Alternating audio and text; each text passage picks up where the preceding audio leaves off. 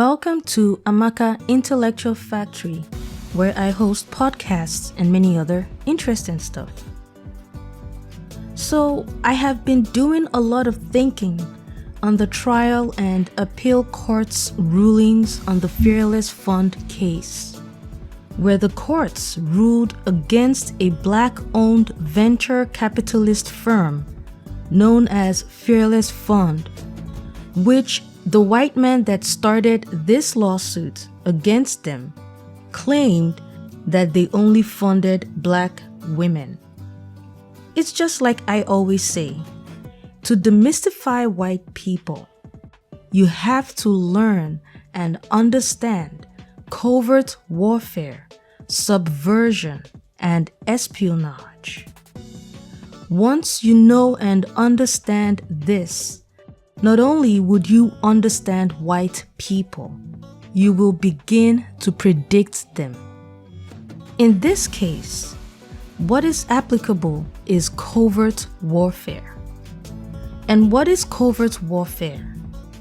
Covert warfare is when the identity of the person waging the war is concealed, or when the war itself is concealed, or when both the identity of the person waging the war and the warfare itself are concealed. Because covert warfare is hidden, if the other part is unaware of this strategy, they will easily be defeated. For a lot of us, when we hear warfare, we think Russia versus Ukraine. We think guns and bombs. Yet warfare is a lot more sophisticated and complicated than these small perceptions. There are many ways to kill a snake without spilling blood. Soviet Union USSR is a good example of a mighty world power that was brought down through financial strangulation and not through guns and bombs. It takes a military strategist to know and understand the unlimited nature of covert warfare. We live in a world where everything in the hands of white male patriarchy is a hammer. What ethical person would ever conceive of the idea of weaponizing our legal system? Yet here we are, in a world where our legal system has been weaponized, that there is even a terminology for this type of warfare. It is called lawfare. What is lawfare? Lawfare is the use of legal systems and institutions to damage or delegitimize an opponent, or to deter an individual's usage of their legal rights.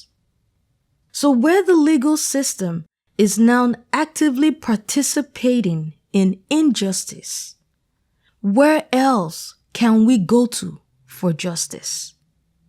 I still do not believe that the trial court and the appeal court both held that the First Amendment did not apply to this case. This is an affirmative action case. The application of the First Amendment is a given. The defendant in this case is Fearless Fund, run by mostly Black women. History and current affairs tell of very disturbing white male violence on Black women. The major plaintiff in this case is a white man, Edward Blum, who openly says He's an anti-affirmative action legal strategist. He might as well just come out and say he is the KKK, because as far as I am concerned, one of the pillars that hold the foundations of the United States are the landmark affirmative action cases and laws. Affirmative action is embedded in the American identity. To be anti-affirmative action is to be anti-America and must be criminalized by law.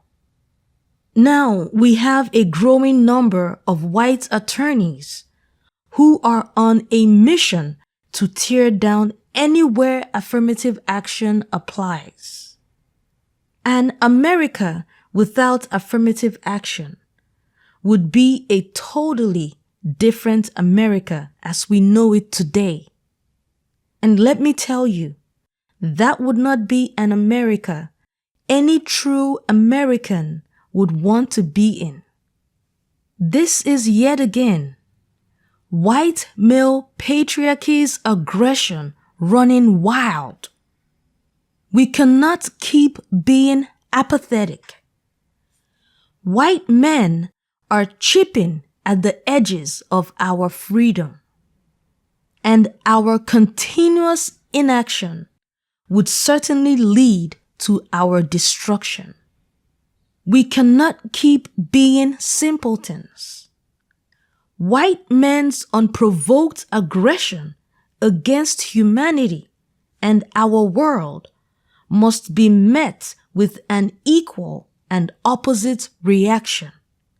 At the very least, the era where they could easily invade an unsuspecting innocent people, steal, unalive, and destroy them is over.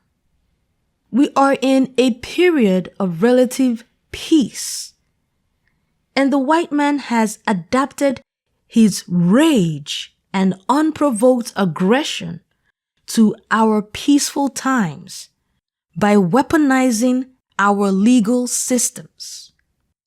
And so once again, we find ourselves on the defensive end of white unprovoked aggression against us.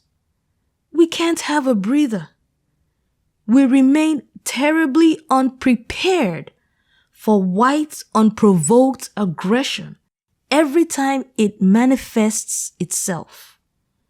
And this is because we have failed to continually study and understand white people.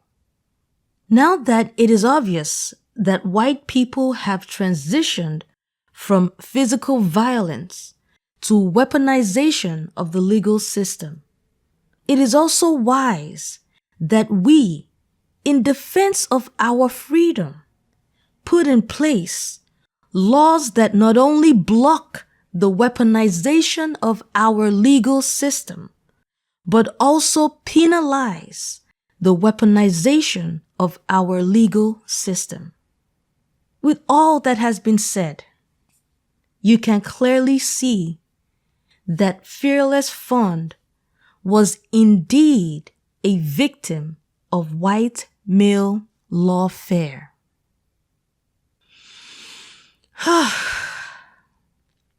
May God deliver us from evil. That's all I have to say for now. Until next time, take care of your lovely selves. And remember, life is beautiful and worth living.